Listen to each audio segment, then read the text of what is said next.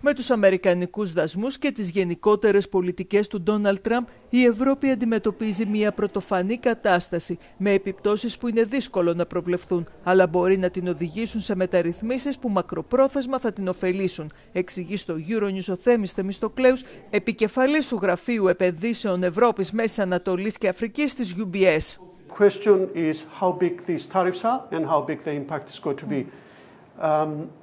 If we face just targeted tariffs on a couple of sectors, up to 20% say, then the impact is going to be more muted. If that effective tariff rate goes from 1 to 3% to 15, 16%, that could potentially have a cumulative impact on the European economy of up to 0.7, 0.8%.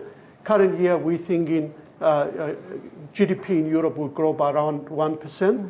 In that extreme level of tariffs, then the growth rate potentially could be halved. And it's not only the extent of the tariffs, but it's also how long they're going to stay in place and what will be the response from the European Union.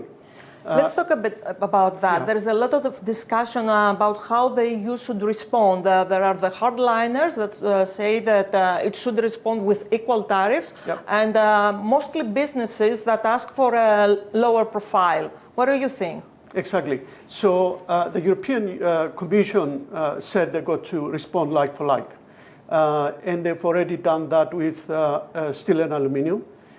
But obviously, I think the danger is basically tit for tat, and then that would escalate. I do think that if we go down that route, there would be a point where both parties will just pause, and then they'll start negotiating, and then climb back down.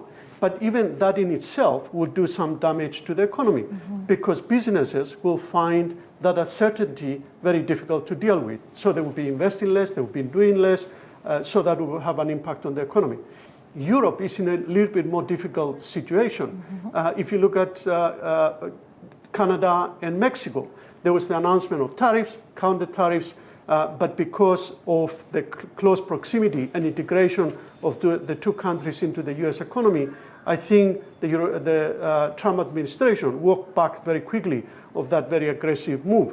With Europe, I don't think we're going to have the same possibility to walk back from aggressive level of tariffs.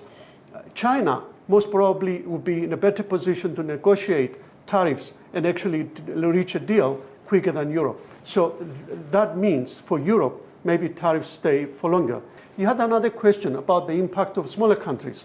Clearly, if you don't have a direct exposure to the US, the impact is not a direct one, it's an indirect. So it's the impact that you're going to face through your trading partners. So if you're trading with the rest of Europe, Germany, Italy, France, then if the economic activity comes down, that is going to impact you as well.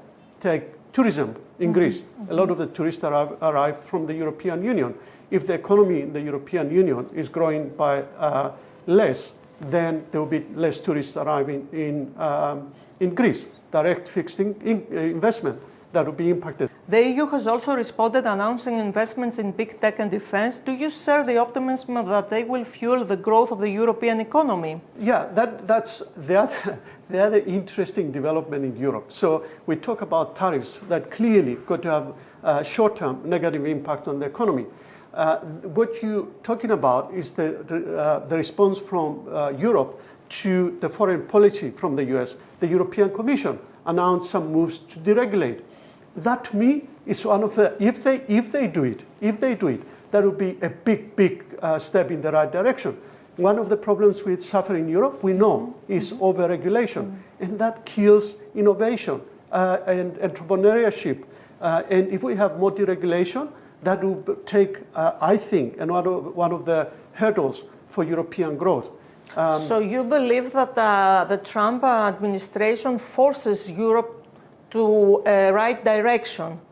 Absolutely, absolutely. And we know the problem with Europe only responds to crisis. I would argue what's happening is going to be positive for Europe longer term. It's a cautious optimism.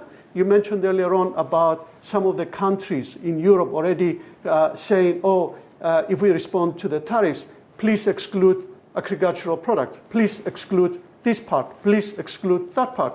27 countries. trying to agree how they respond to tariffs, that makes it difficult. And that is the challenge that Europe has.